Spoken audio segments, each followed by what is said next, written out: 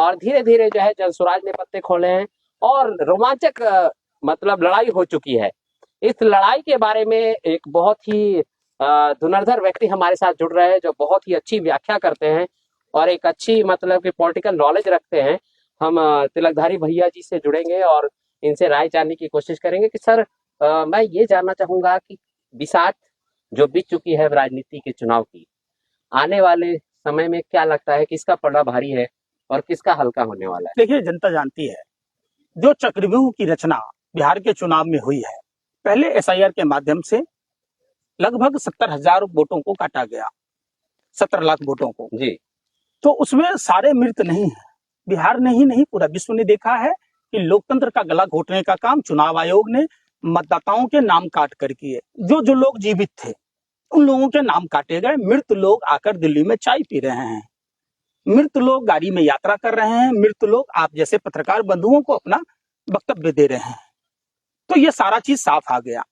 अब सवाल है कि बहुत सारे लोग, जो लोग बबूल का बाग लगाने में व्यस्त थे, जिन्होंने मोदी जैसे क्रूर शासक को गद्दी पर बिठाया, आज वही लोग फिर से बिहार में एक्टिव हैं।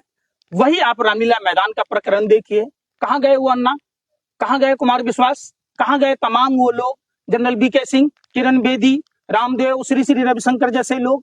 तो ऐसे ही बिहार में रामलीला मैदान पार्ट 2 का आयोजन किया गया है। बिहार की जनता जानती है, बिहार की जनता ये जरूर जानती है कि हम लोकतंत्र की जननी है और लोकतंत्र की हिफाजत करना हम बिहारियों का परम कर्तव्य है और अधिकार भी है। लेकिन चुनाव नजदीक है। हाँ, लेकिन इस चुनाव में लोकतंत्र की रक्षा की जाएगी और लोग बखूबी अपने घर परिवारों को देखकर, अपने आस पड़ोस के लोगों की स्थिति को देखकर मतदान करेंगे। लेकिन आंकड़े जो बता रहे हैं वो कहीं ना कहीं मतलब इंडिया गठबंधन के रूप में आंकड़े बता रहे हैं। और ये जो आपने 70 लाख की बात की, 70 लाख पीपल्स की बात की, इसकी भनक जो है पत्रकार अजीत अंजुम जी को कैसे लगा? देखिए, आप अगर ईमानदारी से पत्रकारिता करेंगे तो आपको भी पता है कुछ नहीं करना है। एक घर में 4271 वोटर हैं। अगर 4271 वोटर हैं तो घर है ये जिला। कटिहार में एक घर 20 साल से बंद है और वहां 250 से अधिक वोटर हैं। जब घरे बंद है तो वह वोटर कहां से आया? बहुत सारे इश्यूज हैं। महादेवपुरा में, कर्नाटक में आपने देखा होगा, एक ही घर में 80 वोटर हैं।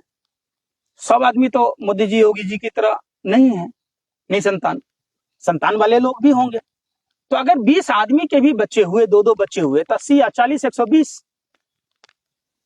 आप बनारस में देख लीजिए, राजकमल दास अविवाहित हैं, उनके एक ही उम्र के 4-4 बच्चे हैं। मैंने तो नहीं सुना कि एक आदमी के 4-4 बच्चे हो जाते हैं। मैंने तो नहीं सुना। 3 बच्चों तक का तो सुना है कि जुड़वा बच्चा हुआ, या कहीं ट्रिपल शायद ही कहीं होता हो, जुड़वा का तो सुना है। लेकिन ये 4-4 बच्चे, 3-3 बच्चे एक ही उम्र के हैं, कितने वोटर हैं बनारस में? तो आप जब ये देखेंगे, आप ऐसा नहीं कह सकते। आप निष्पक्षता से काम कीजिए। आप पत्रकार हैं, आप लोकतंत्र के चौथे स्तंभ कहे जाते हैं। थोड़ी सी नैतिक जवाबदेही और नैतिक कर्तव्य का पालन कीजिए। उस चीजों को आप देखिए, बात निश्चित तौर पर आपको बिल्कुल समझ में आएगी कि किस तरीके की वारदातें चलती हैं। सभी चैनलों और पत्रकारों की ही गणना बता रही है कि अभी तेजस्वी जी मुख्यमंत्री की रेस में सबसे आगे हैं। आपको क्या लगता है, आप अपने अनुभव से क्या कहना चाहते हैं? देखिए, पत्रकारों की गणना छोड़ दीजिए। पिछले बार विधानसभा चुनाव में तेजस्वी जी की सरकार बन रही थी। चुनाव आयोग से पहले बीजेपी प्रेस कॉन्फ्रेंस कर बताता है कि हम इतना सीट जीत गए। चुनाव आयोग बाद में बताता है। बीजेपी ने अभी क्या कहा कि 2 चरणों में चुनाव होगा। चुनाव आयोग प्रेस कॉन्फ्रेंस करके कहता है 2 चरणों में चुनाव होगा। क्या जी? ये बीजेपी के लोग कहते हैं कि 14 जनवरी को मतगणना होगी। क्यों होगी? तो चूंकि उस दिन नेहरू जी का जयंती है, बाल दिवस मनाया जाता है। नेहरू जी के को फीका करने के लिए 14 तारीख का ही दिन चुना गया। 13 का क्यों नहीं चुना गया? 15 का क्यों नहीं चुना गया?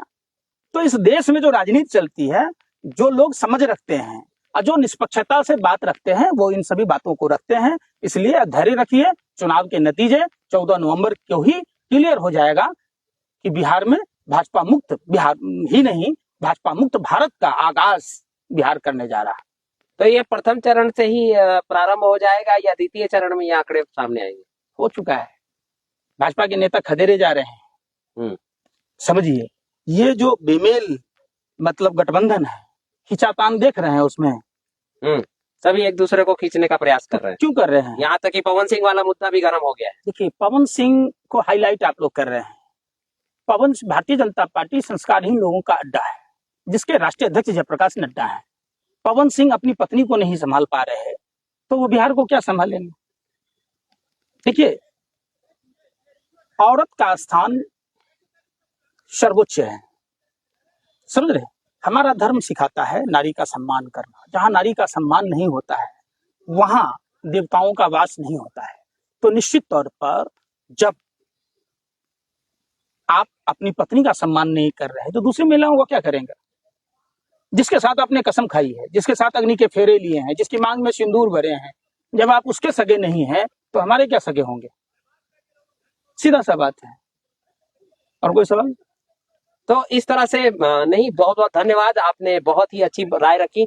बहरहाल आप किसके सगे हैं, कमेंट सेक्शन में जरूर बताइए। इस लोकतंत्र के पर्व पे किसकी जीत हो रही है, और बने रहिए हमारे साथ इस नंबर 1 प्रसारण में।